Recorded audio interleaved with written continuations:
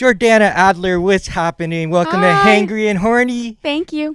Thanks, man. Yeah, thanks for hosting me at your place here in Santa Cruz, California. You're very welcome. Yeah, so we have a history of loving flow and all things flow state.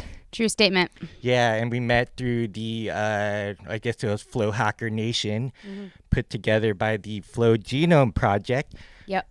Who was co-founded by Stephen Kotler and Jamie Wheel.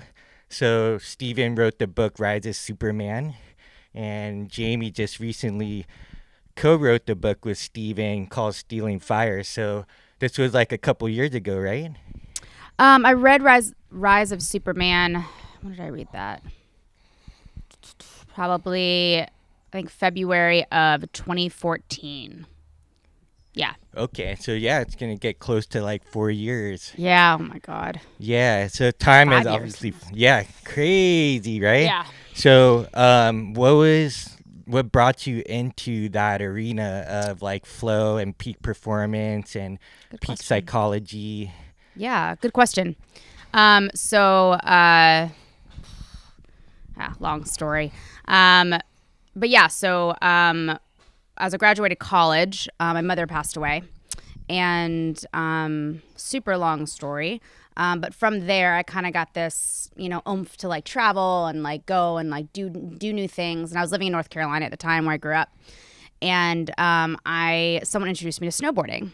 And I just fell in love with it, like absolutely fell in love, like hands down. I was because I'm short or what the issue is, but I just loved it.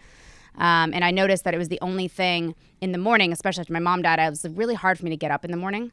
And this was the only thing that I would literally just roll out of bed, put my clothes on and like I was just like, it was amazing. I'd like watched myself get up and get out of bed. And I was like, obviously there's something subconsciously that I love about this.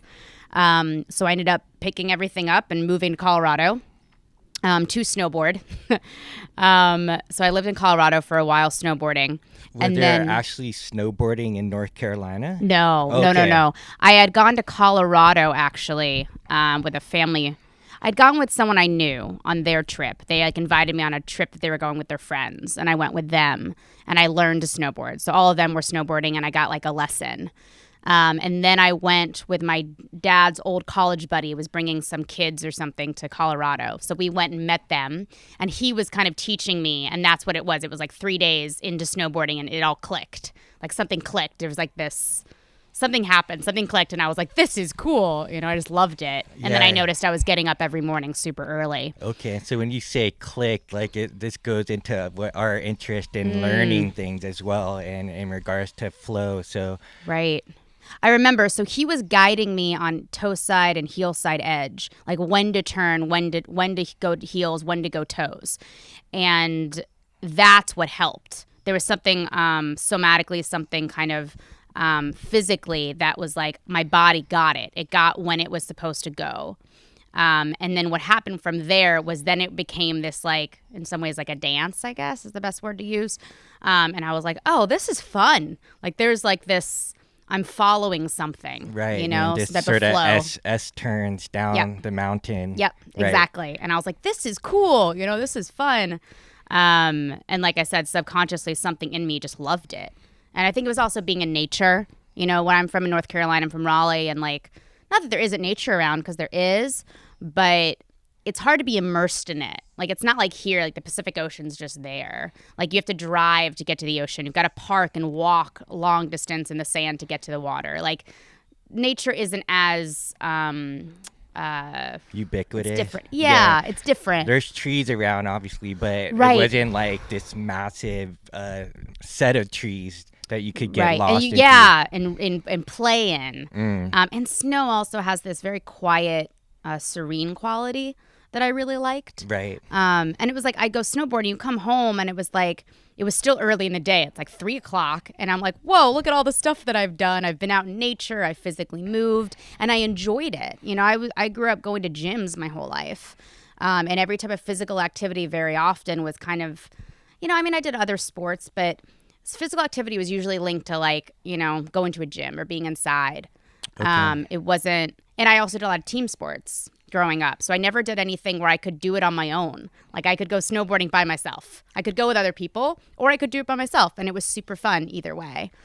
So I think I really liked both of those aspects. The fact that I was out in nature, the fact that three things. I was out in nature. I could physically do things, but it was fun. There wasn't like a competition. It was like a game, but the point was to have fun. It wasn't like an end goal. Yeah, to play. It wasn't like you have to win a competition or win first place or beat someone else. I mean, it was just for fun, for the sake of fun, right? Flow, for the sake of it itself, autotelic. Autotelic, right.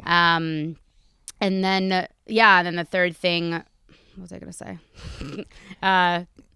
It was outside. I could do it by myself. Movement. Yeah. Sure, there was something else in there. Yeah. So you went to Colorado. You got the bug. Something switched on. You felt alive. And then you went back to North Carolina, finished school at North Carolina, like Tar Heels. Tar Heels. I'd already finished. Okay, point, you already finished. Okay. Yeah. Your mom had passed away at that point. Yeah. And so you were like, okay, I need to get out of here. I want to experience something new. Snowboarding was sort of the ticket. And so you decide to take everything and go all the way to Colorado. Yeah. You didn't even know anybody. Nope. Didn't have a job. I knew one person. I had known a girl who was dating. Her boyfriend lived like right outside of Aspen, which is where I ended up moving. And so I went to visit her and her boyfriend. Super long story. Her boyfriend's dad died the day before my mom died. So it was like and we were both actually going on a trip to Israel like a week later. So it was a very like obviously her and I were connected, and I went to visit her there. And then when I went to Colorado the first time, I was like, this is amazing. This is just beautiful. And then something in me was like, yeah. I mean, it was just weird. It was a weird time in my life where I felt like nothing could go wrong. Like I was just like, I could do anything and it would work out somehow. So when you say something inside of you, what was that? What told you like, hey, I need to go this direction? Had you had travel experience before? I had traveled before, but nowhere else that I had been to did I feel like I could live there. Colorado, for some reason, really felt like I could live there. And it was a place I wanted to live. I think when I remember I landed and it was so open and vast and the mountains were so there, it was just like there was something about that environment that felt energizing, exciting. And the people were great. I felt like I could, of all the places I had been, this was the place that I felt, if I could go anywhere, this is where I would go. Right. And I think I had a life coach at the time. And at the time, she was so helpful and supportive. Like anything I thought I could do, she made sure I believed I could. Okay. So I think that was also part of probably why I had that oomph to like, I could do it. I didn't even worry. Yeah, and I loved it. I mean, it was great. And you had, what did you study at North Carolina? Psychology was my major, and women's studies was my minor. Okay. I like gender studies was really interesting to me, like gender communication. Okay, so you ended up in Colorado, and you have a life coach. Did you have a life coach for like, what prompted you to want to have someone that you could get advice from? Yeah, that actually... So my life coach's ex-husband at the time was my parents' lawyer for when my mom was doing her will before she passed away. So my mom was getting chemo treatments.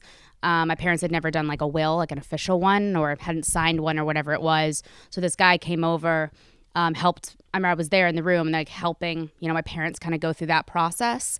Hello. And he had said to me, I have somebody that I think would be a great person for her to speak with, who's been through multiple chemo treatments. It was his ex-wife. And I just think that she would be a great person to connect with. So I called her. And my mom, of all the places, she would go to the hospital for chemo treatments and go to this woman's house. That was it. The only places she would go outside of the house. And this woman was just absolutely amazing. Apparently, they grew up in the same part of New York, and they looked similar. They were just really... like kind of like a bond made between the two of them. Mm-hmm. So after my mom passed, she actually came to me and asked me if she could coach me. She requested. Interesting. Yeah. So there's all these like synchronicities. So as we get deeper into our flow conversation, like how certain things give us like signs or signals. Yeah. and like kind of leads us clues. And so here's a person that showed up in your mom's life that like provided support. Yeah. They're from a similar place in New York, or was it the same neighborhood, or? I think it was the same. It was both in Queens, I think, or something of the sort. Yeah, and they like kind of look similar. Yeah. So they could like really similarities. relate. Your mom probably felt like a sense of like support and bond Yeah. during that time and transition. And so after that, she passes, and then this lady comes to you and says, "Hey, I want to be able to be your like life coach." Like, how did Yeah. she approach that? Essentially, yeah. She's like, she was a life coach.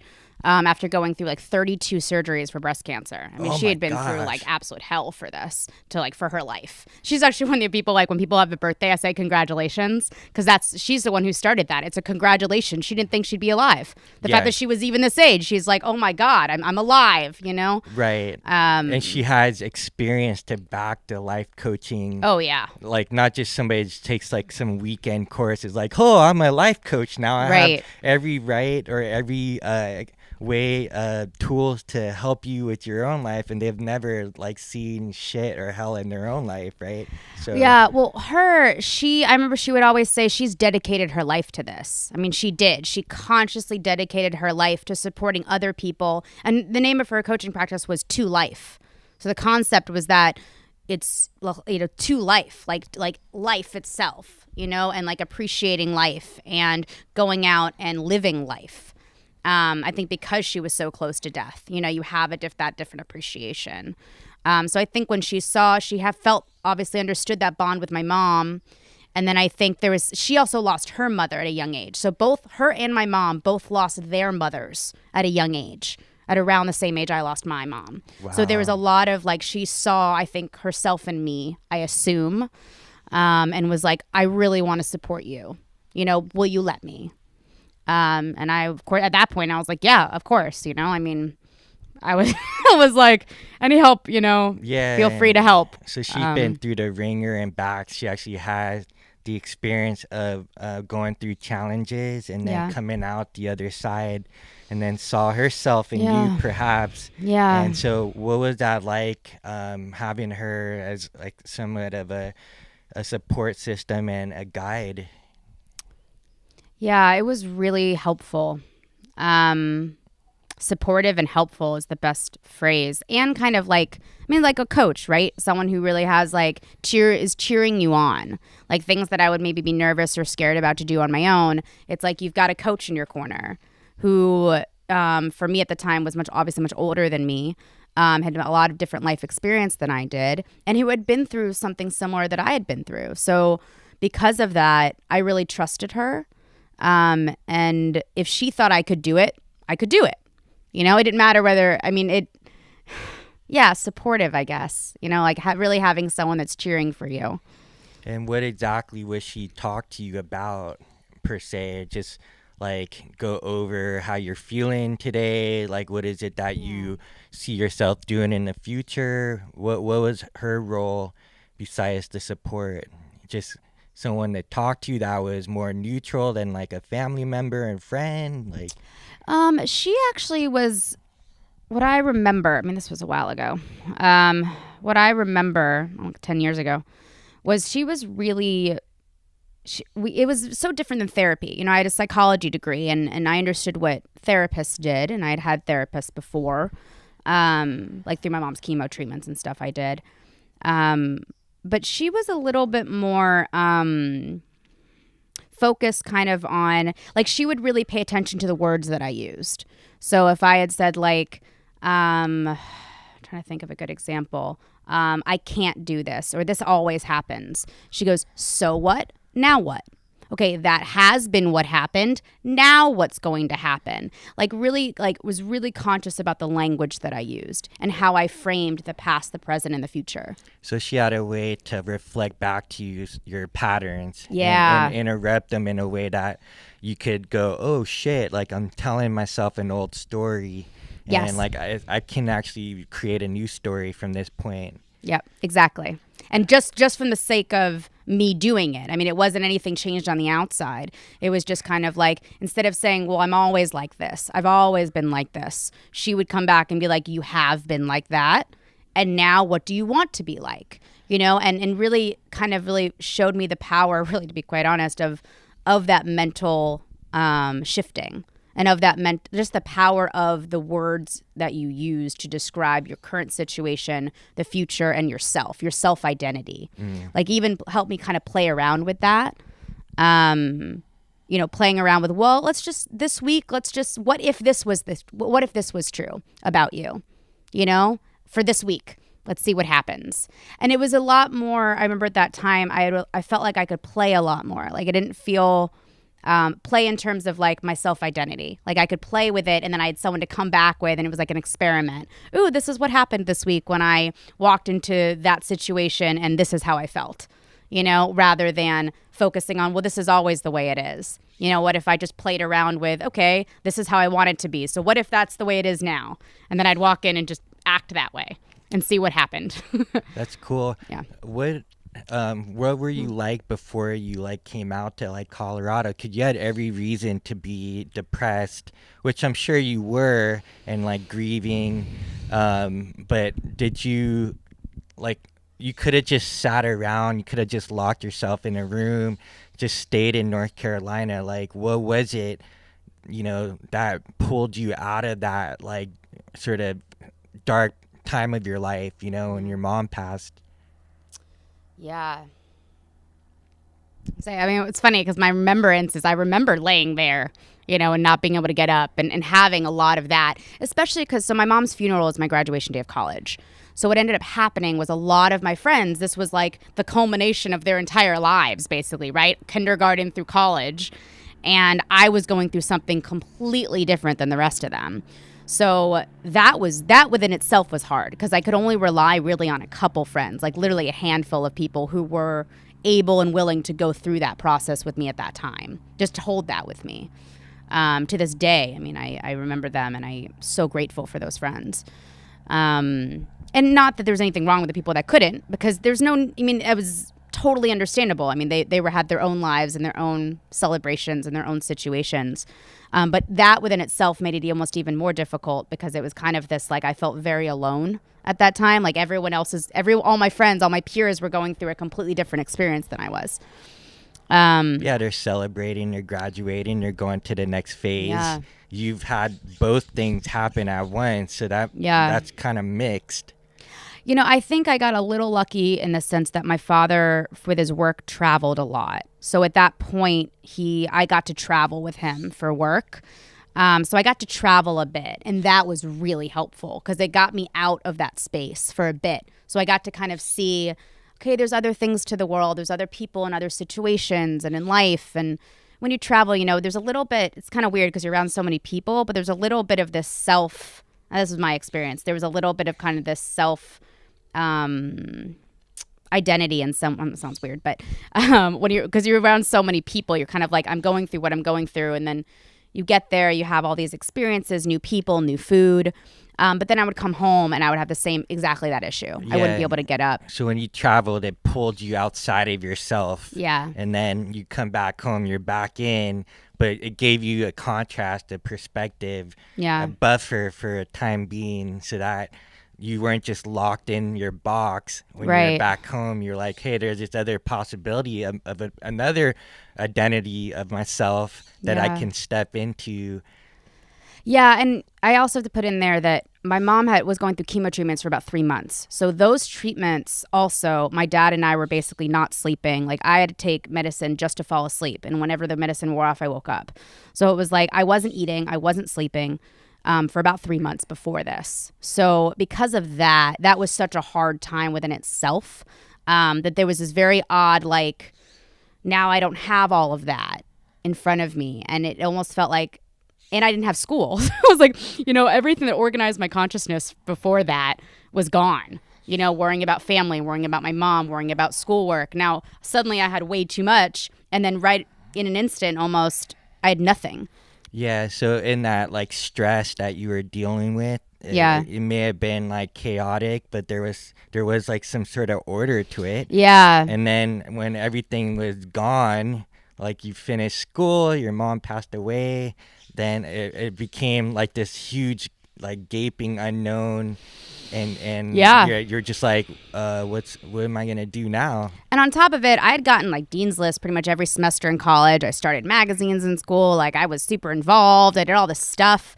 And then it was like, you have a life event that happens, like your parent dies, and you're like, great, I did super well in school and I don't feel prepared for this at all. So you had purpose, but then all of a sudden the rug's pulled from you. Yeah, and you're like, well, now what? Like I did super well in what I was supposed to do, but now I'm going through an event that I don't feel prepared for. Like there was no life skills that felt like I was taught to help me with that. So I did feel a little lost, which is why her name was Rivka, my life coach. That's why she was so helpful, I think, at that time.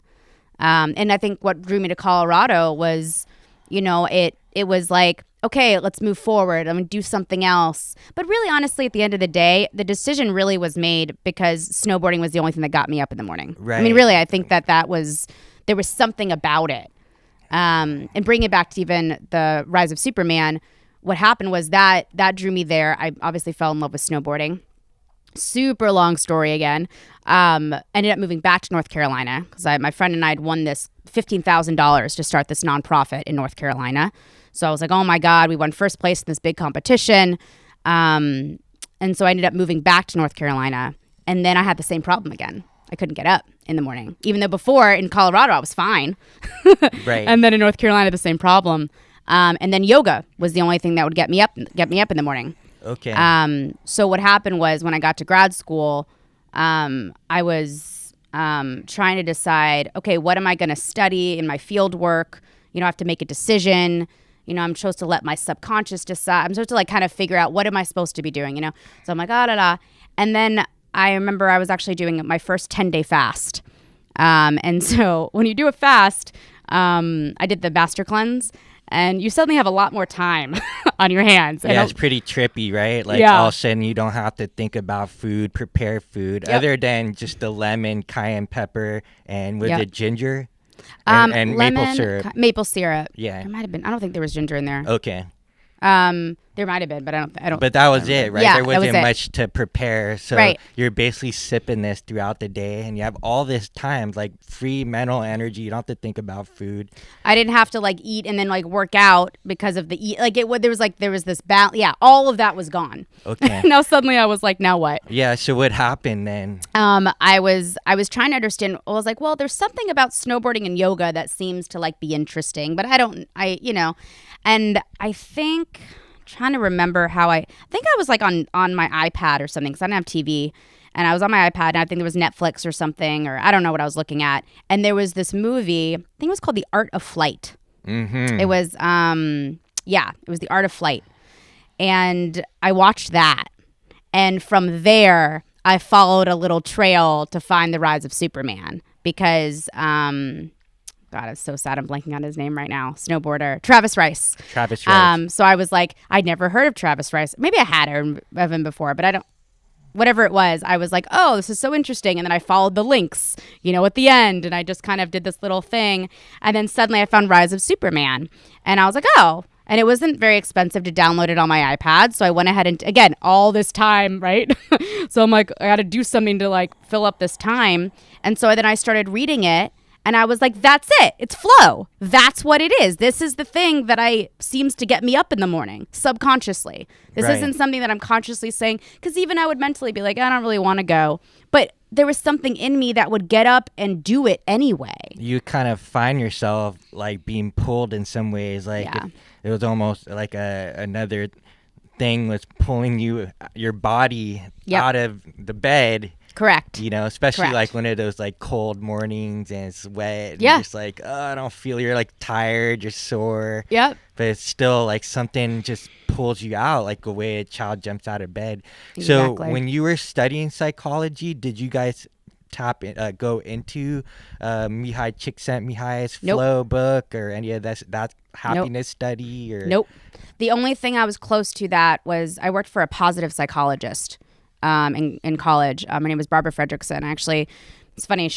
There was a first year seminar and she was putting on, and I think I was already a junior at the time.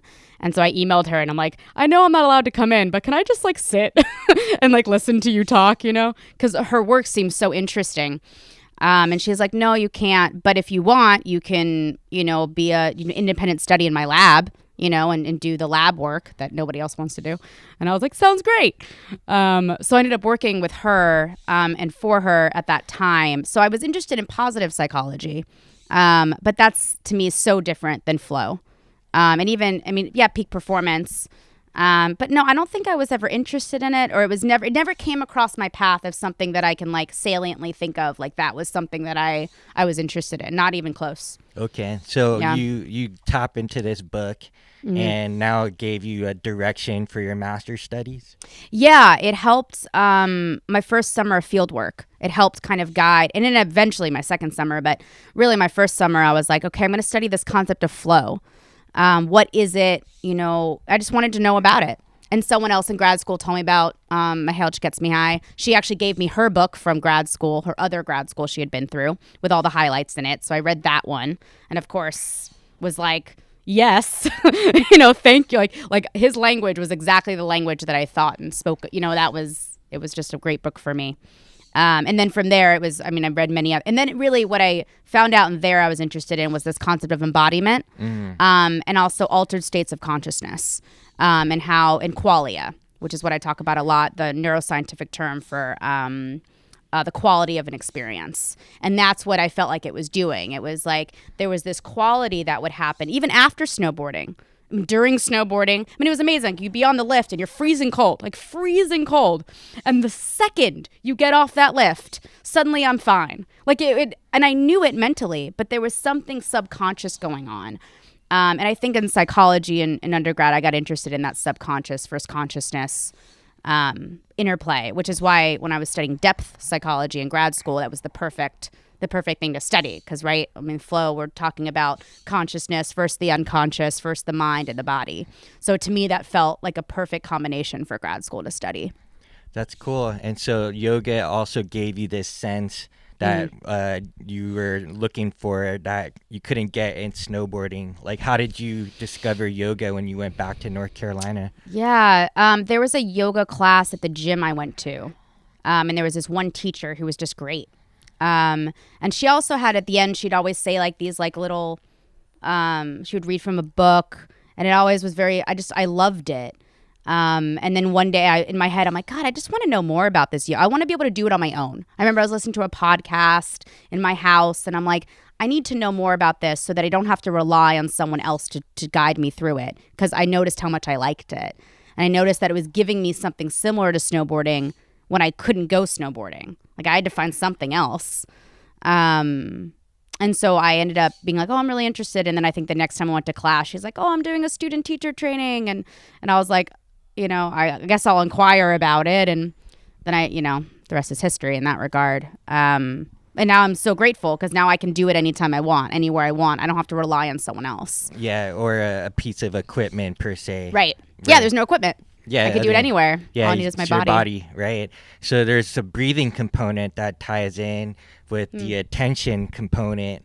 So and flow has a lot of those triggers that bring people into the like present moment where they're no longer thinking about the fear of the future or like the guilt of the past per se, So I think that's one of the reasons I like snowboarding and yoga. So both of them do this. So first, snowboarding, I have a wireless Bluetooth in my helmet for music. Wow. Which I had from the beginning, which was a super lucky purchase on my part, a really intelligent, lucky purchase.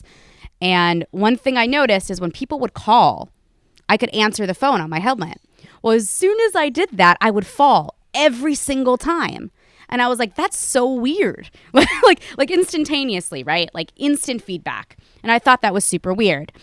Now, in yoga, it's a similar thing. Obviously, I'm not answering the phone, but if my mind is not fully present on that present moment, you will fall, hands down, again, instantaneously. And it's that instant feedback that I got super interested in with yoga and with snowboarding. Yeah, could you be balancing like on an edge in snowboarding or like on one foot in yoga, and then you would think outside of what you were doing and then fall right over. Away. Right away, and you go, and that's how you learn, right? You're like, oh, that was weird. Yeah. And so you learn. Like a baby. Yeah, exactly. Learn how to walk. Yeah, exactly. So you learn over time how to guide your attention and how to keep it focused and what to think about. And that would always, every single time, make me successful in snowboarding, and it would make me successful. I mean, I never did tricks and those big things in snowboarding. I just like to do big mountain riding. But it's similar. I mean, it's the same thing of where to go. You know, everywhere you look in snowboarding is where you go. Even if you look up the mountain, often you'll kind of like go up a little bit. Like, it's like the same thing. Like in yoga, it's like if I look and focus somewhere, as long as I can focus and stay mentally focused, I can hold that pose. And I would surprise myself. So that interplay with attention, the effects on my body, and that instant feedback. I mean, talk about flow. The instant feedback was fascinating to me. Yeah. Let's go back again. Yeah. I keep thinking about your choice or your decision, the moment to leave North Carolina to go to Colorado. Mm-hmm. Do you remember that moment? Like, what prompted you to get up and pack all your stuff and go? Like, how was that process for you? Well, I think my life coach at the time had asked me, she said, if there's anywhere in the world you could move to, where would you move? And I sat there and I said, Colorado. Like, that intuitively, that of all the places I had traveled to and been at that point, that's what came up for me as the number one place. And then I think she said, okay, you should do that. Or something of the sort. And I was like, because I just loved snowboarding at that point, and I just wanted to do it more. And I guess at that point I had done so much in school. I'd done all these things, and it was like, why not? What else am I doing? You know, I mean, there wasn't a sense like, I need to get a job now. I need to do this or that. I need to get my life in order first before I do these fun things. No, I got a little... Lucky is not the right word, because everyone has their own journey and their own path. My parents were the way that they were. They raised me the way that they did. And it was more just like, what do I want to do in life? You know, what's the next step that I want to, what in life? It's like, I didn't have to figure all of it out. It was just like, what do I want to do next? And that was it. And I was going to say her support and knowing I could get a job. I mean, that's how I got a job. I couldn't believe it. They didn't even need anyone. And I basically went in there and was like, I want to work here at this 5-star 5-diamond hotel. And the guy ended up hiring me to work there. And that's where I wanted to work. And I was like mentally convinced that I was going to happen. Not in a weird, arrogant way, just in a way of like, this is really where I want to work and I'm dedicated to it. If it didn't work out, but I didn't even think that it wouldn't work out. Like in my head, I found a place on Craigslist. I moved there. And I got a job like 2 weeks later. Like it wasn't at the time, maybe it was a naiveness probably. And obviously it worked out in that regard. But it was just kind of a dedication to like, what do I want to do next? This is what I want to do next. Let's do it. Yeah. Was your mom's dying process and death a wake up call for you? Oh yeah, I'm sure. Yeah. I mean, it was that. It was like the realization of death with someone very close to you, particularly a parent who's somebody who's been there your whole life, right? And I usually use the analogy of like, it's like waking up one day and the sky is green. And now the sky is green forever. Like you don't, maybe it'll come back blue, but we don't think it will. So it's like one of those where it's like, it happens so instantaneously. And you kind of start getting these feelings of like, what's the point?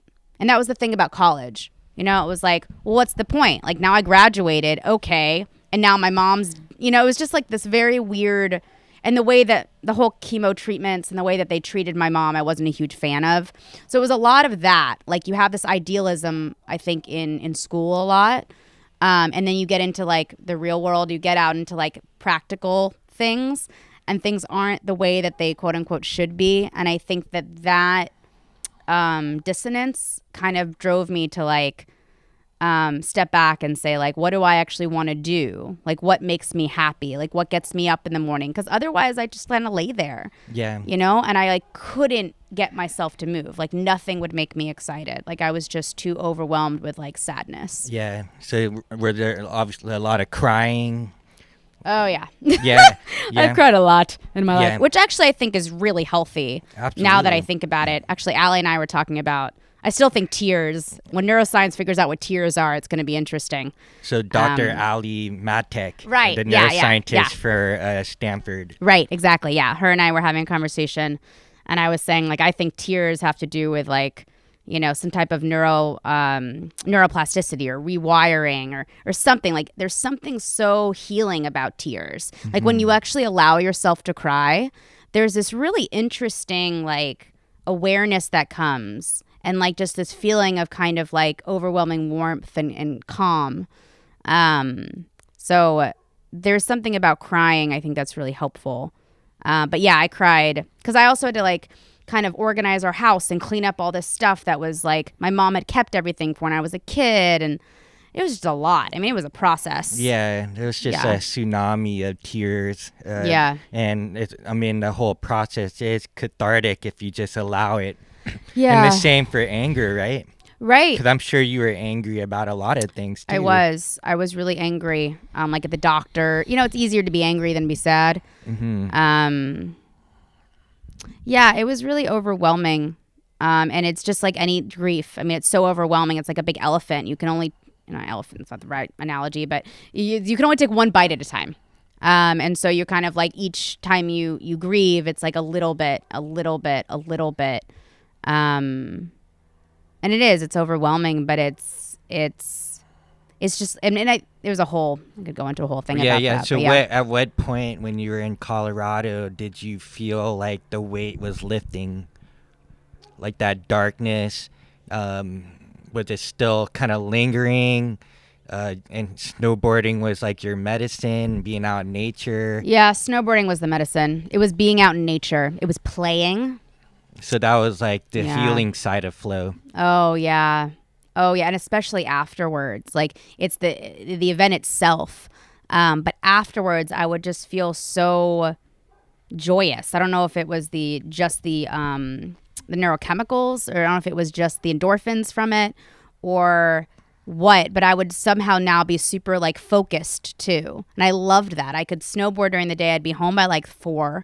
And then I'd eat something, and then it was like I had the whole evening, and I would like really want to read and learn, but I'd be able to somehow read and learn on a really deeper level. Like I was able to read things that before I wasn't mentally able to really take in all the information. It was rich. Yeah, it was too rich. And then after snowboarding, and later after yoga, I was like, oh, I actually can like understand what this is saying. Like I actually had the mental capacity. Somehow it had stretched my attention. It had stretched my working memory. It had allowed me to be in a different qualitative like mental attention experience that allowed me to take in more information much quicker than I had ever been able to before. Before it was a lot more rote memorization, and I could do things, but my capacity had definitely increased after doing these flow activities. Yeah, there's a sense of like expansion, and that's the science of flow, the neurochemistry and the neuroelectricity. Yeah. That it has its effect on the brain waves and the endogenous hormonal systems that all of a sudden it feels like a superpower. Yeah. Yeah, so your body's dumping all these amazing, powerful neurochemicals and hormones, and so all of a sudden you're reading something where in the past it was a bit heady, but now it's like you said, like there was an expansion of maybe your bandwidth of awareness or something, where now you're taking in this data and like you could actually like have a space to like contain it. And at least this is my own experience, there's this weird like sense of clarity and glow that happens when you're in this state after you had spent a day in flow, where you feel like you've lived like a full day and only half a day has gone by, right? And you're like, holy shit, I got a whole rest of the day to go for. And it is like being a kid, because you're launching out of bed, you're playing all day, you're having fun, you're learning, and then by the time your head hits the pillow, it's lights out, and you have like your best dreamy sleep, right? And then you start again the next day. So when you're learning out in Colorado, like what exactly were you reading? I think that's when I was first introduced to TED Talks. I had a really good friend in North Carolina at the time, friend from college, and her and I would talk a lot on the phone. And I think she introduced me to The Power of Vulnerability, I think, Brene Brown's TED Yes. Talk. I think I saw that one, and I saw My Stroke of Insight. And both of those, after that, I was hooked. With Jill Bolte Taylor. Yeah, because that was, more neuro-oriented. And I wasn't interested in neuroscience at this point, or particularly yoga that much at this point when I was when I was living in Colorado. But I remember I would watch these TED Talks after snowboarding all day, and it was snowing outside. There's a very comfy feeling inside, and I would it was like there was this laser focus of when they would speak. I was understanding things on a very different level, and that's when all my sticky notes started. So, if you ever known me or to see any space I ever live in, I put sticky notes up everywhere, which you've seen. Yeah. And that's when they started, because I was watching these TED Talks and going, that's really that's really interesting. That's an interesting finding. I want to remember that. So then I just started putting sticky notes up everywhere. And I think that started that really big interest. If there's something, and it's almost like there was a puzzle. Like for some reason, that mental mindset after flow allowed me to kind of start. It felt like I was putting together something. And I guess honestly, to flow allowed me to really trust that inner voice and that inner problem solving, because obviously it was doing something for me, right? The subconscious, I could trust my body, I could trust this flow. So I just started trusting that whatever I was putting up on my wall made sense somehow. So somehow your puzzle was your life, and you're trying to figure stuff out, and all this information was starting to like make sense to you. And so as you put these sticky notes, you start to see like patterns and how it all connected, and so it would solve the puzzle in some sense, and enable you to like maybe reach the next phase of your journey. Exactly. Okay. Yeah. I mean, we talked about this a lot, because for me, it does have this video game sense, or like as they say, the hero's journey, where like you're only given enough clues to like make it to the next stage of the video game. You have all your different tools, you have your little like screen there, and it has like your heart, which is your life, right? And you have like your money in the bank, you have like your sword, you have your little bow and arrow, and like along the way you're picking up different tools like food, and you're meeting other characters in the game. And so for me, that's what's made life like a lot more fun and adventurous, is because you're like, what kind of secret code can I like uncover in this puzzle that will enable me to like maybe wormhole to the next dimension of my life, and that's where all this amazing synchronicity starts happening. And the science is like trying to figure this out, right? Like neuroscience and all this stuff with brain waves, heart waves, and muscle waves, and all kinds of feedback with the environment.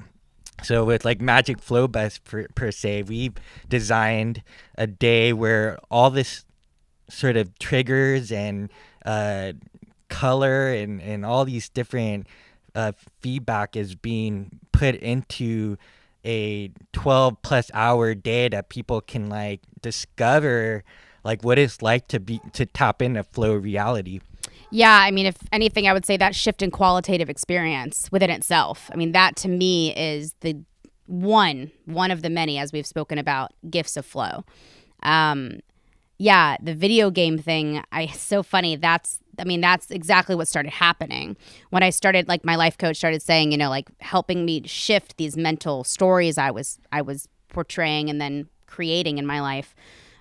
These video game things would start happening where that's exactly what it felt like. It felt like there were these boss levels in some ways. And it was just like this internal story in some ways. Probably what led me to depth psychology was these internal myths, these internal stories that seemed like they would have, these internal physiological and mental effects.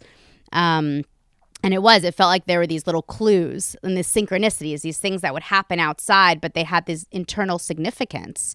And I'm like, that's so weird. I just heard about that like 2 days ago. How come I'm hurt? It was just like I started paying attention to that. And if I paid attention and I listened and honored it and didn't get angry and honored even like when even things that would somewhat negative, right? I'm mad about something. Okay, if I sit back and I just let this happen, what is it telling me? What is it teaching me? And if I would follow that, very often these crazy synchronistic things would happen. And it was happening a lot at that time in my life. And it fascinated me. I mean, there's so many possibilities of why, how, what of those experiences. And I'm not sure we're ever going to figure it out in our lifetime. But it's definitely something, you know. I mean, you and I have both experienced it completely separately without knowing each other. Yeah, exactly. You know? And I think I hope that they never do discover it, right? Because I love the mystery of it, and I love the part of being human and not knowing, and like that's part of learning, right? And we have this whole lifetime to do that. That's true. Or we may not, you know. And so I think being human is like we know like how it works, but we also forget, and we keep like tottering back and forth. But you get to a point where you're like, you know more than you forget. And so, for example, like we were just laughing earlier because you realize that in order to make a decision when you're feeling like stressed or in a crisis mode, it's probably best to like wait a few days, a week, or a couple of weeks.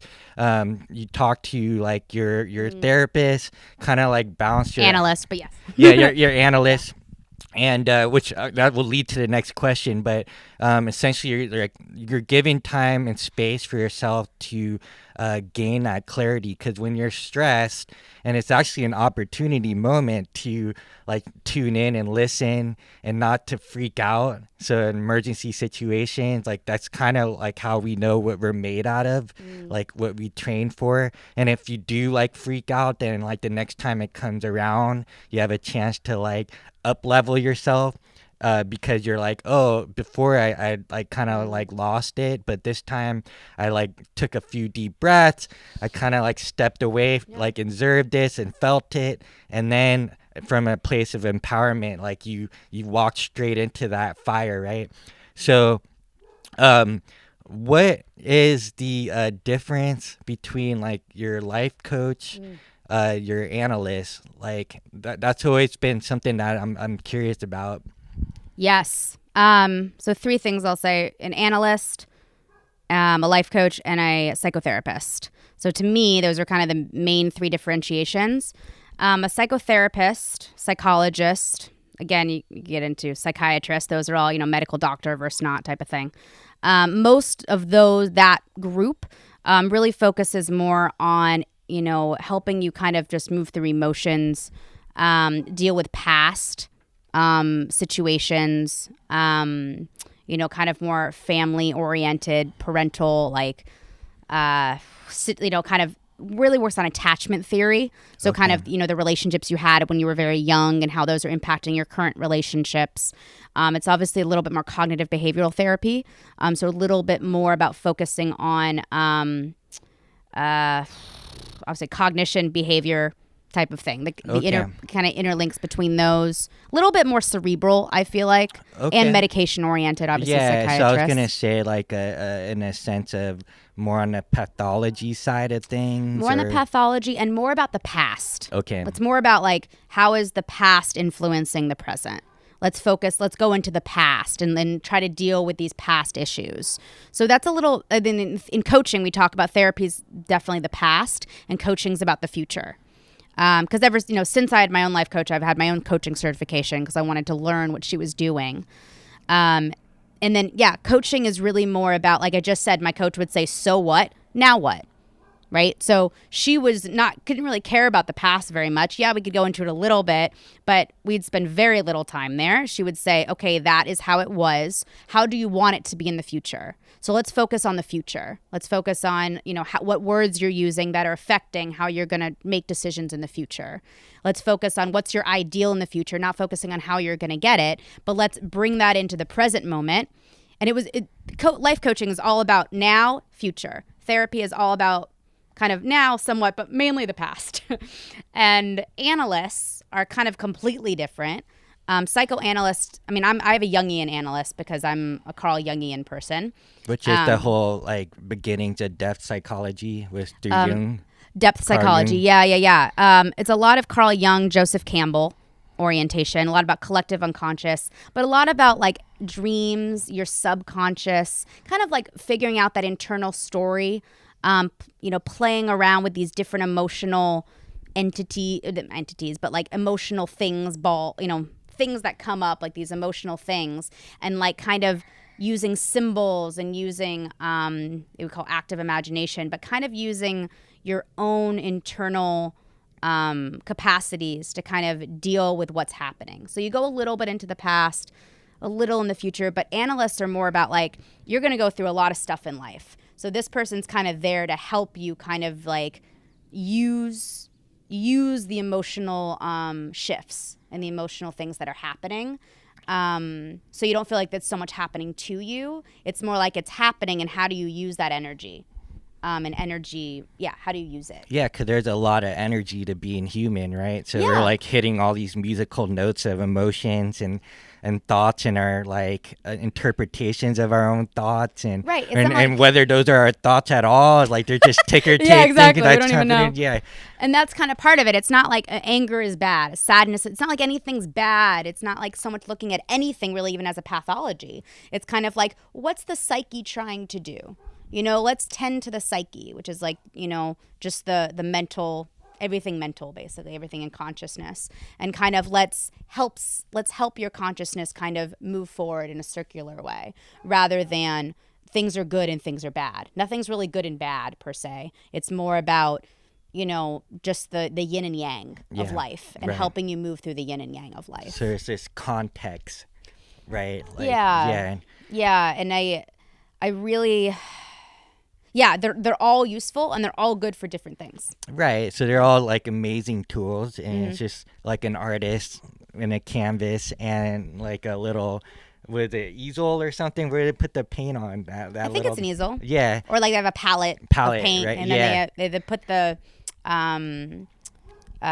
canvas on the easel. I think. Yeah. So there you go. Yeah. Yes, and I just want to say, too, which is interesting, I was thinking about it when you were talking earlier, too, and analysts really help with this for me, thinking about time as like a stretched out thing. And that sounds kind of odd, but like space-time, like thinking about it as time moving through space. And what's really helpful about that, when I conceive of that reality, is like the emotions that happen. They're like clouds in the sky, right? It's like, yes, it's thunderstorming, but it's going to be sunny again at some point. But like if you're making decisions when it's storming based on that emotion, when it's sunny again, you may be like, why did I do that? And so that's what's really helped, is kind of having that, like, and I've said before, like having an analyst for me has been helpful. It's like, okay, I'm in this thunderstorm, but I'm not going to make any decisions from here. I'm going to wait until I speak to her. I'm going to wait until the weather kind of goes up and down, and I kind of have different perspectives. And if I still feel this way after all of those perspectives, and I can talk to someone who's a little unbiased about it, then I feel like I can make more of a conscious, deliberate choice, rather than like the responsibility, right? Your ability to respond. It allows me to respond in a way that's more in alignment with like myself, like my inner self, rather than just like, I'm really angry right now. But it's like, that's okay. Like we have those emotions. And we talked about it too, like in relationships with different humans. You get these, I'm angry at this person, but often you're not really angry at them. It's a projection. It's something you went through with somebody else, or it's something about yourself that you don't like, and you see it in them, and now you're angry at them. There's this whole... You mean, again, hangry and horny? Yeah. I mean, people, oh my God. So, I serve at a restaurant at times, and like people get hangry, my God. Right. And like I said, I went through that 10-day fast, right? And I'm like, listen, I know it's hard, but 5 more minutes, you'll be fine. Like I've gone 10 days without food. You'll be fine. So it's kind of like it's hard because I understand that emotion and I get that in that moment. My God, I do. But I think what's really helpful, though, is the older we get, I mean, any time in life would be great, but the older you get, it's so nice to not respond in those moments and from that place, like... I don't know, it just feels helpful. Yeah, I guess that's what wisdom is in some sense, because like we've been there, done that, and so as we don't want to do that again. Yeah, right. So these moments come up again, and you have this like context of, whereas when you're younger, you didn't. Everything's just sort of fresh.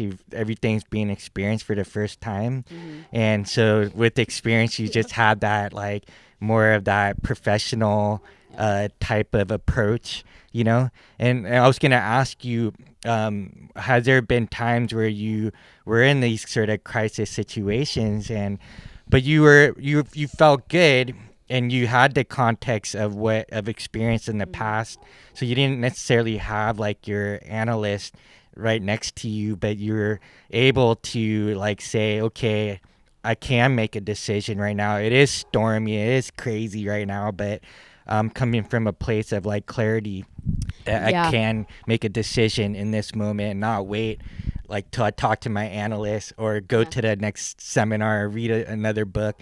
Like sometimes we get to that place where we actually like trust in our own self. Yes. Actually, it just happened like last week. I had a coworker say something to me, and I got really mad. Like I was really mad because I was like, why didn't someone ask me this question, and blah, blah, blah, blah, blah. And it was so funny because I stood there, I just took some deep breaths, and I felt like I was having this whole internal emotional experience. And I was saying to myself, Jordana, just stay chill, just stay calm, because she can't do anything about it. It's not her fault. She's just telling me what's happening to her. And second of all, there's nothing I can do about it now anyway. Like there's nothing I can do at this moment anyway. So I was just kind of like, just stay calm. Know that the anger is valid. It's there. And I'll be, in time, I'll make a decision. But like right now, there's no point to get angry about it. And I think it was helpful because her and I aren't super close. So it's not like I felt like I could talk to her about it. But it was really interesting. It almost felt like I was watching two different sides of myself have an experience at the exact same time. If that makes any sense. Like I had this whole internal experience, and I was able to still present this very calm, like normal exterior. And then I was upset later, and I had my own process in that. But in that moment, I didn't react, as it were. And again, this doesn't happen all the time, but I'm much more able to do that nowadays. Yeah, it's kind of weird, right? Like even in traffic. Oh, yeah. Yeah, I mean, I'll get a little upset at people, but I don't really get that upset. Because really, at the end of the day, like I don't know how to describe that. Yeah, traffic's a good example of that. Or just waiting in line, or waiting in line I'm really good at, actually, often. Usually there comes a point. I'm good until a certain point. Like I'm okay. Like I'll be fine. But once this rush hour is crossed, then I might be a little annoyed. But I'm gonna do something about it if I'm annoyed. But most of the time I'll put my headphones in, or one thing I love about yoga is I'll just close my eyes and I'll tap in. What do I feel like? I'll just do some embodiment practices. I know it's not the person's fault because, again, as someone, when you work a lot, like other people look at you that way. They're mad, and I'm like, it's not my fault. Like, you in the restaurant industry, right? So you're serving. Yes, exactly. Neurofeedback. Yeah, we'll get into both. that as well. Yeah. But both. Yeah, working at any business. People come in with their own emotional stuff, and they're upset. And usually what I try to do is like, okay, Jordana, you've been in this other situation. And a lot of it's just this karmic thing. It's the same thing as like now I try to tip 20% or more. Because I'm like, karmically, theoretically, I'll get that money back. So it's kind of like this, there comes this more empathy, awareness, and compassion, I think, is a big one. It's just there's this more compassion for, and again, when I was saying about time and space, like, there's something that I say to myself often. I'm like, okay, maybe things aren't happening mentally in the time that I want, but more often than not, if I rush to drive somewhere to get somewhere, often the other person's like 3 minutes late. Or it's like, why didn't I just take my time and then it all would have worked out perfectly? But because I tried to make it happen in this one way is honestly usually when it F's up. And that's kind of what I've tried to do now on in life. I'm like, okay, yes, I'm a little late, but I'm just going to like, take some deep breaths and try to just, go at a normal speed rather than try to be super speedy. That seems to work out a lot better. Yeah. When we surrender more and just trust in the process and trust the timing. Trust in the time-space continuum. Yeah. Like theory of relativity, like theoretically, right? Time isn't really like definite. So it's kind of like based on how you're looking at it. So it's kind of like that's kind of what I think about. Or at certain speeds it bends. Yeah, exactly. So I'm like, okay, well, theoretically then maybe, So we don't know all about that. So I know it sounds kind of silly, but it seems to work out really well more often than not. Yeah. If I do that, So you have like this science side, but you also have this hippie side. So you like dropped in karma I know. I'm like, it's East and West Coast, probably both sides of myself. Okay. Well, after my mom died, my cousin told me that my mom apparently was kind of like a hippie in college. And for some reason, I guess I kind of identified with that hippie part of my mom and the very scientist part of my father. And so I think over time kind of started self-identifying as this like hippie, because to me it's subjective and objective measures of reality. Yeah. So both of them are extremely valid. It's just the language that people are using to describe it. And that's what usually tears people apart for understanding in a conversation. It turns into an argument. It's like you guys are actually talking about the same exact thing, but just coming at it from a different perspective. Yeah, and a lot of it's language, the connotations we use with the words that we use. So for some reason for me, I don't have that. Like, it's more separation. Fluid. Yeah, it's like the same thing to me. It's like it's the same thing but different, and I'm like, we're both all looking at the same thing but a different part of the elephant. And it's silly to argue about it because at the end of the day, none of us really know. Let's be honest. Even the objective measures, like anything that's known in science, is just repeatable. You know, it's repeatable. We can test it. It can happen over and over again. We all agree that it's the same. But again, that's only within the confines of what we can conceive of and what we conceptualize and what we can even test. So there's, I don't know, it feels like there's still unknowns to all of it. So, and I like the combination of opposites. I like that too. yeah, absolutely. The tension of the opposites. And so you're in Colorado, you've touched upon like snowboarding, started studying all these different sciences and psychology, started to understand more of this like embodied cognition, like not just being heady, but to actually like embodied like all this knowledge and information and wisdom. So what happened then? Like you ended up here in Santa Cruz. Oh, well, from Colorado, I moved back to North Carolina. Okay. Oh, yeah, you did that. Yeah, and that's nonprofit. The nonprofit. And I studied yoga. That's when I got my yoga certification. And then from there, I found a graduate program out in California. And it was the only program I could find that it was depth psychology, DEPTH psychology. And this program, that was the consciousness versus the unconscious. And this program specified in the mind and the body connection. So I'm like, this is what I want. And everything I would read from it was like I finally could like read something of people that think the way that I do.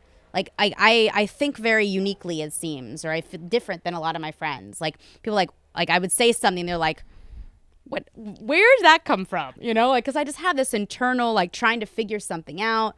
And then I, of course, got interested in neuroscience, studying yoga. So I'm like, I had to, like, do a presentation on the nervous system. And I'm studying yoga, and I'm studying the nervous system. And my dad, who's a cell biologist, is sitting next to me. And I'm like, oh, nervous system links up to neurons. Oh, they're brain cells. And I asked my dad, I'm like, what are the difference between brain cells and body cells? He's like, I don't know anything about the brain cells. I only know about the body cells. And I'm like, are they different? And he's like, yeah. And then I was just like, it was this whole world opened up. I was like, what the hell is this neuroscience topic? Because no one really ever talked about it, in unfortunately, when I was in undergrad. Now they do. Now it's linked together, the two fields. But back then it wasn't that I remember at all. So all of that got me super interested in this mind-body connection, the science behind it. And then this program seemed perfect. And I also always felt like I was going to eventually go to California. There was something in me that felt like Northern California, even though I ended up going to Southern California for the program. And so I was like, okay, well, I guess I got to move to California. And I already knew I wasn't going to be super involved in the nonprofit because it was mainly for Spanish speakers. And it was really my friend's baby. So I let her do that. Yeah, and then I moved out to Santa Barbara. And then, of course, I just traveled all around California, Mammoth, Santa Cruz, San Diego, all for different parts of my field work, different things I was studying in grad school. And, yeah, then ended up back up here, partially just because I like the colder weather. So I like the colderness. That's not even a real word, I think. But the coldness of up here, yeah. The colderness of up here. And, of course, at the time, there was a guy I was really interested in, and he was from here. So all of that culminated into me being up here. And then, neurofeedback is probably the main thing that's kept me up here. Okay. So, I mean, you study this whole embodied cognition in Santa Barbara, started doing field study. Part of it was in snowboarding. yoga. Yep. What other things were you looking at that help people to embody themselves more like a integrated human being, where their brain waves are not the only active thing, but it's all connected with the brain, the heart, and the muscles? Yeah, dance. Nia dance. I actually did a level 1 training in Nia dance. So that was the Nia dance, ecstatic dance. Ecstatic dance is kind of just like free form dance, but there's something about doing it in groups of other people that there's like effects on the people around you. So that was interesting. I studied that, wrote about that. Archery, did an archery lesson because I'd done archery as a kid. And then the flow fundamentals. But yeah, mainly dance, yoga, and snowboarding were kind of my favorites. And of course, I would talk to people about surfing. And I've done that a couple times, but I'm not as well versed in that. Okay. And so what was it that you realized looking at all these different domains for your field study? About flow or just in general? Yeah, for your learning for school and flow and attention. Where you place your attention guides movement. And I say that in the sense that, like, if you place your attention on your body, there's this, like I would watch someone in Nia do a physical movement, do something. And if I mentally tried to figure it out, I couldn't do it. But if I use my mirror neurons and I just my body would follow their body, I would somehow now watch my body do this movement. So you would model, mimic what they were doing. But it was another part of my consciousness that was doing it. It was the weirdest of things. Same thing in yoga. It's I would get to this place in yoga where I would watch my body do these movements and do these flows. It would get into this flow and it would start just doing it. And I then became almost a passive observer, watching my body do something. It's a very strange thing to do without any other drugs. I mean, it's a very strange experience to have. Which we've had snowboarding or surfing, different things in our own lives. Yeah. Where you're in flow and by the end of it, you're like, who just drove the bus? I don't know. Oh, yeah. Even basic, driving somewhere, right? How many of us do that? Yeah. What the hell? I got there safely. Something was in charge. Something did it. It took over. Yeah. Yeah. It's and so that odd. Is fascinating to me. Right. You end up at your destination. You're like, who was driving the whole time? You were just in your mind or observing. And what's really cool is in yoga, imagine doing that, but having the metacognition, having that awareness while you're doing it. So your mind isn't somewhere else. It's still present. Yeah. And you're doing it. And so you're having this internal dialogue and talking as your body's doing something. So there's so what I've started to see that there's this even a spectrum of flow. So there's flow where you're unconscious, you end up at your destination, you turn off the car, you park, you turn off, and you're like who drove the car, right? Yeah. And then there's those moments where we're actually in sport or doing snowboarding per se, and you're actually observing, or in yoga you're observing as the body's just doing it on its own, but you're you're actively there, you're in this this sweet spot. Yeah, exactly. I never thought about it in a continuum of flow, but I like that. That'd be cool to look at it that way. Yeah, because there's people playing music while in flow. There's people that are in war, or they're in a UFC fighting cage or something, where they're actually violent in flow. I think that you can get to a place where you're processing your emotions actively. So instead of being hijacked by your emotions and then being unconscious while it's happening, where you step back and you're kind of like the werewolf that wakes up naked as a human, and you're there's blood all over you, and you're what just happened, Yeah. And I've heard that people would take Ambien, that there's these cases where they take Ambien and then their body went and did something, and then they came back, and then worst case is a murder. A murder happened, it was them, but they went back in their own bed, and then they woke up and it was oh, I just had a great sleep, and then they're yeah, but you just murdered somebody. There's evidence of you murdering, but you don't remember it ever happening, right? So that's like the scary side of it, right? And so that went dark, but we can go there. It's Hangry and Horny. But then Yin and yang, man. there's the other end of the Realities. spectrum where you're like, you're processing anger like actively, like, and that's where I'm at now, where I feel like I can kind of do like a play-by-play announcer, like in a sports game, as I'm feeling these like intense emotions. That's so funny way to do that. Yeah, you're like, and now Tony's going down the court and he's feeling pissed, like, and so it's kind of like been fun that way, because now I see it like a more mature approach. And then there's these places where you actually can go to a facility, a rage room, and like break dishes and like punch a punching bag and kick it, or actually like nice get invention. aggressive, and like and express it in a safe place, So I like all the overlays, which also includes like psychedelics, which is taking an exogenous substance to alter your state. So being in Santa Cruz, you I'm gonna start doing that. Tony is now angry, and he's gonna move to the left. And that's funny. Yeah, isn't that funny? Like you can actually like name like different parts of your personas, like your And that kind of different goes along with characters. that like I was saying, like mentally stretching time, right? The emotions come like a play in the game, and then the next play comes, and then the game will end, and then another game will happen. Like it's helpful to have something that takes you. It's the stretching of attention. There's something that like.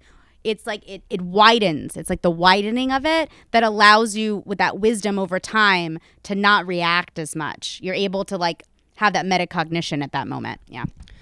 Yeah, I love that word. Can you describe like what exactly is metacognition? Yeah. I want to say meta means above, and I may be wrong on that. Sorry if I am, but I think that's what that It's almost translates like to. thinking about thinking, or like Yeah, exactly. or So you learning have how to learn kind of thing. Yeah, so metacognition in theoretically would be like you have your cognition, right? You're thinking about something, but then metacognition is you're aware of yourself thinking about something. So it's kind of like not an out of body experience, but if you were, it'd be like you're looking over your cognition. Like you're aware of the fact that I'm thinking about this. I'm aware of the fact that I'm having this emotion. Or but we're I'm talking right now, but I'm aware that I'm like talking to you at the same time, right? Yeah. So there's like this more of expansion of awareness while we're actively talking. Right. And it's different than dissociating. It's kind of more of a I'm present and I'm aware that I am being present. Yeah, because that's the danger of meditation. On the dark side of meditation is that you can totally like check out of your body, right? Like you could totally take a lot of psychedelic drugs and always want to be in that like that other altered state of consciousness, but never come back and like embody being in this reality where there's material things that we can actually like touch. It's hard. I think that. I mean, speaking of like addictions and things like that, I think that it's so easy to do that for certain periods of time, and some people years. I mean, everyone's period of time would be different. When you're going through things that are so hard to integrate psychically, like the reality of this physical plane, and integrating things as you see them into your psyche, a lot of times addictions help with that. Feels so painful being in life, that this actually feels, it's like this is bearable. It's bearable to be outside of it. So I totally understand that. Fully get it, right? Whether it's... and eventually this also exists too. So by stepping out, it's understandable. But by not coming back, I guess it's a choice. I mean, suicide, of course, for people. Right. It's completely understandable. Yeah, because like you're working a 9 to 5, 40 plus hour job. You might have multiple jobs. The weekend comes, the last thing you want to do is like anything, right? So you just want to eat, just want to sleep, you want to binge watch stuff, you want to just be on your phone checking like different things, right? We all have like varying forms of where we have a nice healthy way of checking out, but like when you're like checking out like continuously because you're never dealing with like the reality of this physical plane. And I've been there. I've meditated in search of enlightenment and almost died, you know? Yeah. And so it's like that became an addiction, even though something like meditation, prayer, or visualization seems so benign, right? And it's probably like the more benign than like hardcore drugs, but at the same time, like the outcome can be similar where you can go neurotic and psychotic, right? Yep.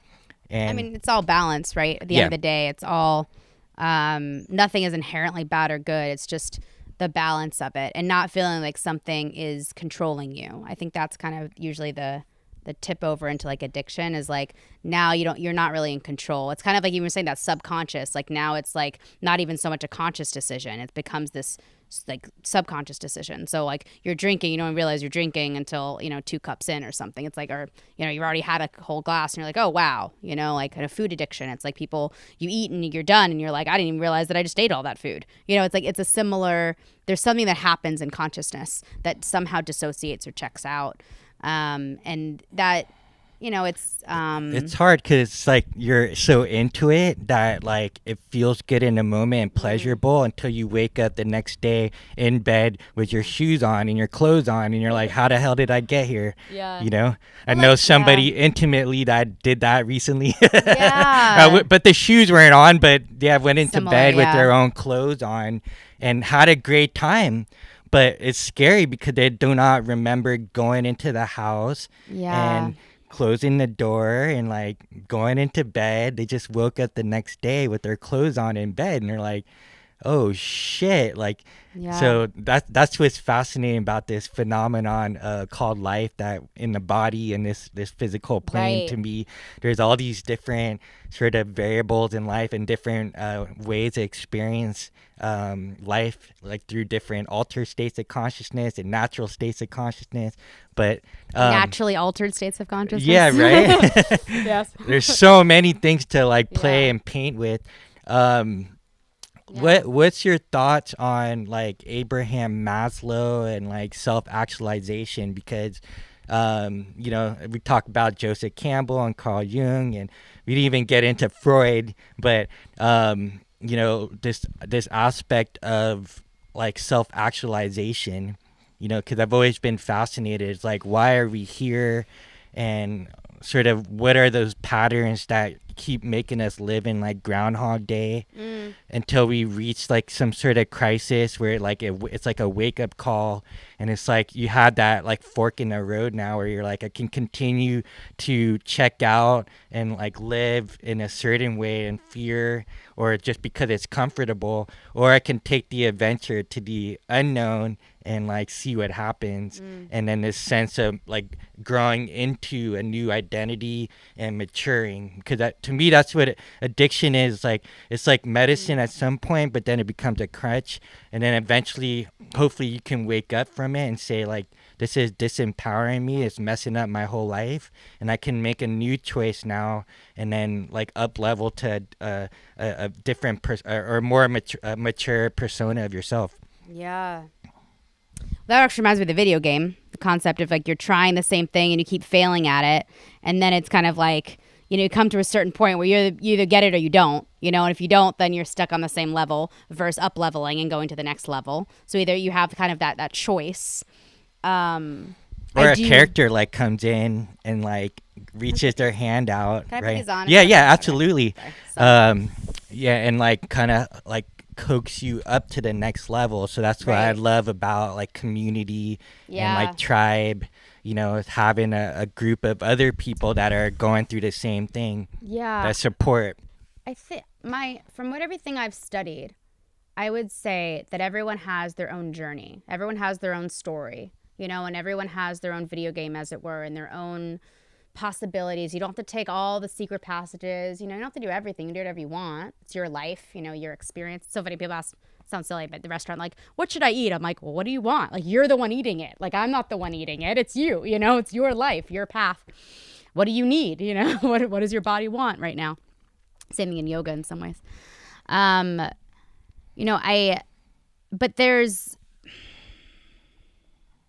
It's kind of the question of, like, I was saying, you asked me about why did I move to Colorado. I don't think anyone's ever asked me that. And it's because it was the next step. What's the next level you want to practice? Do you want to go to the water level? Do you want to go to the volcano? I don't know, make it something, volcano level, like whatever it is, like where do you want to go? What internally feels exciting to you? Like I was saying, like the only thing that woke me up in the morning was yoga. Okay, well, yoga is the only thing that I seem to be interested in. Let's study that. What gives you that? And I'm sure you've talked with other people about this, but for me, it was like, well, what makes me excited? The hardest thing in life for me is when I don't find anything exciting. Like that's been the hardest times of my life when I'm like, okay, well, what am I excited about? And I'm like, wow, nothing. Reading about neuroscience. And then sometimes even that I get tired and I'm like, so that means something else is going on, which actually in retrospect was my adrenals and was the hormones weren't balanced enough. And sometimes it's something not simple. It's like a simple change to your nutrition or adding more movement to your daily life, getting more sleep, Yeah, getting more sleep, doing things that light you up. Like for me, it's yoga, like especially yin yoga, like going to those types of classes when I wasn't feeling up for anything. It's like going somewhere that I know is very supportive and just very calming. Where it's okay to just lie there. Yeah. And do nothing. Because that's what I wanted to do. It was like, what is it that would actually make me feel somewhat excited about doing? And even the tiniest amount, okay, even that's not like on the scale of 1 to 10, it's a 2, but that's something, and I would just do that. Yeah, because they're so like maybe chronic in our society is to constantly be doing something. And so if someone feels guilty where they're not like, that's the recovery side of flow, or like, you're so manic, but then like you feel like absolute horseshit for like a few days and you feel guilty. Like it's okay to not do anything and just veg out. I think that's you were saying before about that storyline. It's like, it's almost funny. It's almost like we all go through these back and forths, It's like we drink and you have hangovers. I'm never going to do that again. And then you go one other way, the opposite direction. Then you go back again over here. And it's almost like there's this like back and forth, this black and white yo-yo completely until one day it clicks, until something happens where, like you were saying, like you go, whatever it is, it's a fork in the road, whatever it is. And you're suddenly like, okay, something now is changing. Yeah, instead of like I don't want to do that anymore. Left or right, I can go up. Yeah, we've been here before. I've done this already. Yeah. I've done, and I think that's part of the psyche as well. It's like it's all, you can't just go from the first level to the last level. I mean, you got to go through all the levels. You got to learn whatever it is you need to learn to get to the next level. And it's almost like if each level separated into like right and left or black and white or some type of dichotomy, and we have to go through both completely separately, and this is what Jung would say, is that eventually when we're able to understand and hold both opposites together, we're like, okay, I got this one and I've got this one. Now, what about both together? Because now I've done them both separately. Now I bring them together. And then there's this new, I can go up, like a new dimension. I don't know if you saw Joe Rogan just interviewed Neil deGrasse Tyson, or I saw. Oh yeah, I love that. Yeah, and he has a whole thing where he talks about the next dimension. Like cars in 2 dimensions. Then we have multiple lanes in 2 dimensions. Because I think he was asking about a flying car, like Joe Rogan wanted a flying car. Yeah. And he's like, it'll never exist because of this. But he talks about what you want is another dimension to move in, and that's what it feels like often happens psychically. Is that we have these experiences in life, and then eventually once we experience them to their extent, we go, okay, what's next? Because I don't know if we get bored or whatever it is, but we learn whatever it is we need to learn. And that's why sometimes with people, especially in relationships, I notice supporting other people, it's their path. You could tell them you need to leave this relationship because it's not good for you. They're not, no. There's something they're learning and they're not ready to leave yet. And that's totally okay. You're learning something, and until you've energetically experienced it, whatever it is, I don't think you're ever really going to be able to fully move forward. Yeah, there's some sort of, as I've seen it, a ripening process, because you can get the secret code in the game and go through the worm tube to the next highest level and like beat the game per se. But there's a sense of feeling like, maybe I didn't earn that. I didn't earn that upper level, And so it's up to every person, because there's something that comes with like a satisfaction that comes from like working, actually doing, like moving your body and like grinding blood, sweat, and tears. And then there's times where you're like, the wisdom in you's like, I don't need to like suffer to get to that level. So everybody's gonna be able to have to figure that out for themselves. But for me, it's like I can now have the context of both and say, do I need to suffer through this, or is there like a hack that I can do to bypass this to go to that next level? Or do I really need to like suffer to really feel that sense that I earned this, and the sense of satisfaction that comes on the back end of working hard and accomplishing something? Oh, totally. And there's even a grounded acceptance in what you receive, because you know that there's like a ground, it's like wisdom, there's this wisdom of like, I've been through that, and you just know there's more options, I also would say something that you didn't mention, but my experience is that there's this sense of compassion for people and understanding for what they're moving through. So I don't get angry. I don't get upset that I'm like, I don't like that they're moving through something, because I've already been through that. And I know what I was like when I was at that. It's like, oh, wow, I know what it was like when I was in that space. And not that they're meant to move forward in the same directions I did, but it's kind of like, oh, I remember being in a space like that.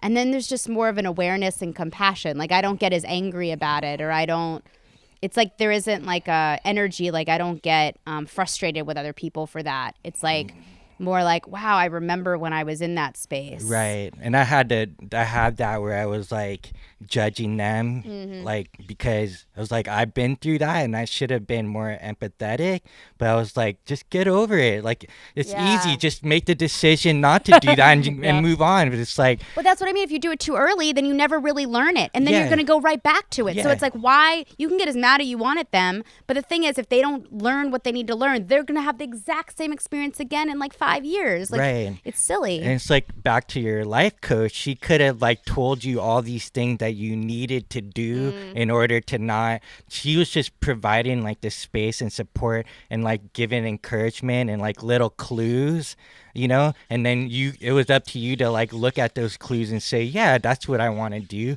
But she wasn't like, you should do this and you should do that. I think in all psychology, all of it, telling anyone what they should do, I think is means fuck you. It's not the worst thing you could do. Yeah. I mean, in a lot of ways, because it's like, I understand what you're saying. That's your opinion, but you're not me. You're not in my life path. You don't know. You're not in the same journey as me. So from your perspective on your journey, okay, fine.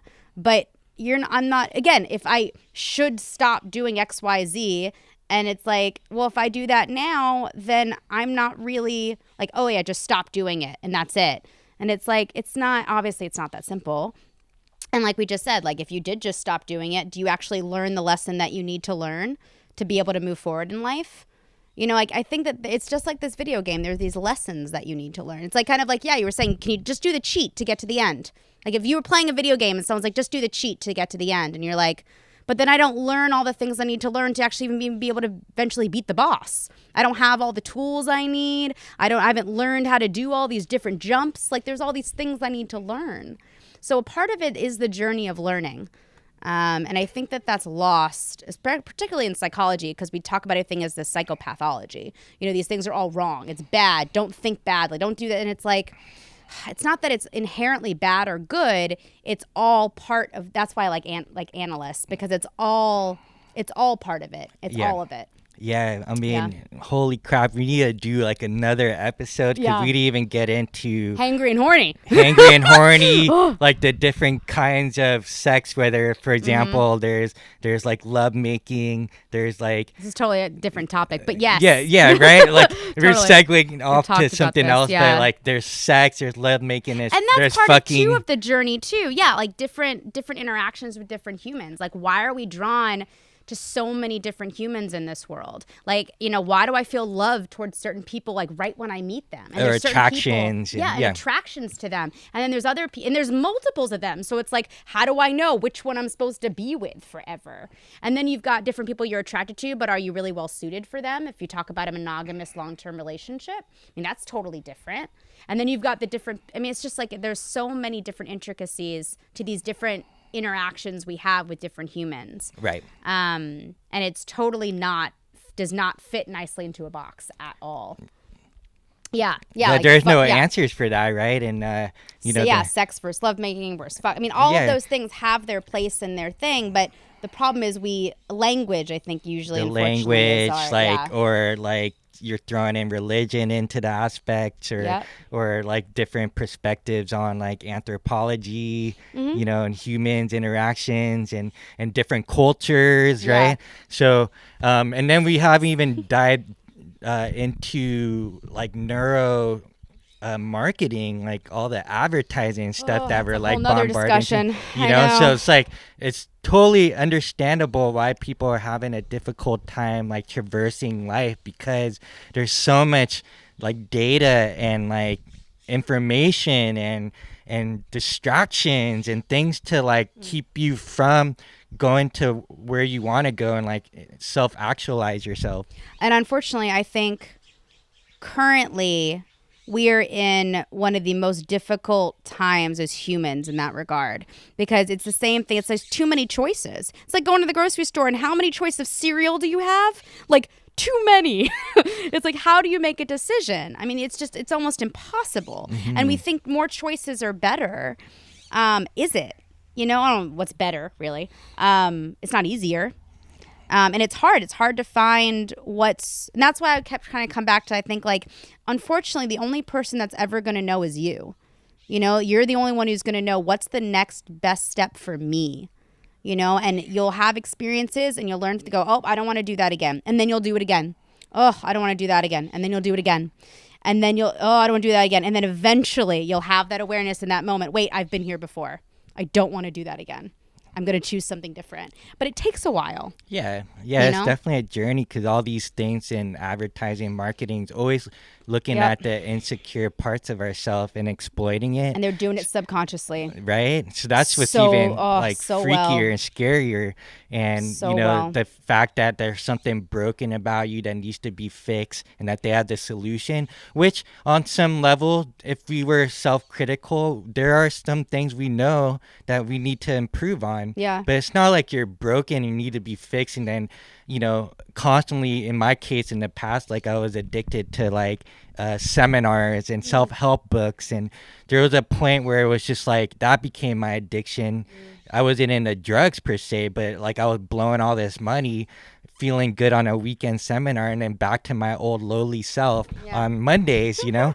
And it's just like, oh, on Wednesday I'm gonna finally take action. I'm finally gonna go and chase my dreams and make it happen. And then like a whole year would go by and I just blew more money on self-help and these seminars, which they have their place. I'm not knocking them. I'm not knocking some of these teachers that make a shit ton of money, you know, on people that are at a place where they're lost and they need some sort of direction. And they feel better when they're in these environments. It is the first step, but eventually you got to like graduate from that. And eventually you start to see the news for what it is. You start to see all this sensationalized stuff going on in the media, you know, and you start to see what's going on like subliminally with advertising and marketing. So, you know. Oh, having that awareness, I think I'm so grateful for that. I'm so grateful for that. Because it's one of those, and I'm sure I'm influenced way beyond even that I'm aware of, I'm sure. But it's so helpful to have that knowledge of kind of like, what are they trying to sell me? And exactly like that whole concept of like anti-aging was like the best marketing idea ever, right? Something that's happened to you every single second of the day is bad. So if I tell you that, then, but it's okay because there's a product. They literally create a problem and say, but it's okay, here's a product to solve the problem. Or like these before and after pictures of people. In the before picture, they're like, oh, life is horrible. And afterwards, they're like, oh, I'm so happy. And it's like, Cialis. Yeah, exactly. Those things or whatever. But even like then, it's like you see these pictures from before, and sometimes like it's like that person looks fine. Like why do they always have to look a certain way? And there's something about that I feel like really keeps us as humans really small and actually really takes our attention, and really more than anything, actually, I think it is what it does is it makes our attention much smaller. It harnesses that light to a much smaller diameter so that we're not able, because we're so insecure. Like you think about your attention, you only have so much working memory at one time, so much attention at one time. And if 30-40% of it is on, does this person think I look this way? Oh no, I don't look good enough like this. Oh, then there's no room in there for me to think about what's actually happening. What's for me to contemplate what this person's actually saying. Like there's only so much room. And I think that unfortunately is what a lot of marketers, because we live in that type of society, they know that if they can harness that, if they can harness these insecurities that they've also created, then we'll spend any amount of money to buy a certain product. And we're stuck in that loop. Because honestly, snowboarding in some ways is what really took me out of that loop. Because we're all in gear. No one knows what gender you are. No one knows anything. You're all just out there equally. And when we started interacting with people in that way, I suddenly was like, wow, I don't feel insecure. Because it's like no one can see what I look like. It was literally, it's funny because we didn't talk about it, but those types of things I think really allowed me to start living more my life, like being more present, because I wasn't stuck in these huge insecurities that were taught to me over time. Right. And maybe there's some sort of biological thing in there when we, our egos come online as we're developing, and you start to like look, oh, I have a body, and you start looking at other people's bodies. Why is my body different than their body? Yeah, and why they're a different color than my color or whatever. And so there's all these separations going on in our minds, and then it's, certain other people's insecurities are feeding that as we like grow up. And that becomes sort of like our social conditioning. And the funny thing is like, the aspects of that make us like an animal can also make us very human. So, that's why I always make the joke about like hangry and horny. There's nothing like inherently wrong with it's totally natural to be horny and hangry, and so it's like I totally get my drug of choice, had I like really dove into it, was drinking. Like holy shit, like after a couple of beers, like all my inhibitions are gone, and I'm like, I feel amazing, right? my ego, self-critical part of myself like goes offline. I'm like more funny. I'm more like, I feel like more of myself. I have all this energy. And then you're like, oh shit, I feel so amazing. I should get more beer, I should drink more. And it's just like, and then it goes more is better. Right. And so always. it's funny because that association, had I like gone there and not actually learned how to get to that place without beer or any other substance, including flow, like flow can be, being a flow junkie, it could be another addiction. So as much as I love flow, I've also seen it can be very detrimental in my life and other people's lives. So on that note, any final words that you want to share? I'm sure we're gonna have another episode again. My final phrase is both and. That's what I think of it. Like, we talk about separations, but both and. Like, nothing is bad or good inherently. It's all part of it. It's not either or. It's both and. Like, if you can bring it back to that, I'm telling you, it'll start changing the way that you look at things, and it'll definitely allowing you to like wait in line a little bit longer. Yeah. It's just kind of like, it's okay. Like it's all of it. All of it is true. It's this and it's this and it's this. Right. It's not this or this. It's either this or that. No, it's both. It's both, right? So like not just the light, not just ascension, but there's dark and descension, and there's like creation and destruction. And you need them both for each other. You can't have it without the body doesn't work unless it has anabolism, right? Anabolic and like catabolic, right? Like if it was just one or the other, like you would just grow out of control in one level, and then you would actually eat yourself alive on another level, right? So yeah, it all comes to that like harmony of those like what seemingly polar opposites. Yeah, I think that of everything, so silly and so funny, but you know, at this point in my life, I think that's the one thing I continually just keep saying on the low level, both and. Yeah, it's all of it. Cool. How can people find you on social media or reach out to you? Unfortunately, I'm not a big social media person at this point in my life. I think I've got an Instagram. I think it's Flowpataki. Instagram FLOPATAKI, I think. Guess that's kind of it. I am on Facebook, I guess. Yeah. I don't really use it. Okay. I think Instagram's kind of cool. I like the little pictures. You know, I kind of like that. So if anything, I'm going to end up using in the future, it'll probably be that. It'll probably be Instagram. Okay, cool. We'll go with that. Awesome. Jordana Adler, thank you for coming on to Hangry and Horny. Thank you for having me, Tony. Thank you.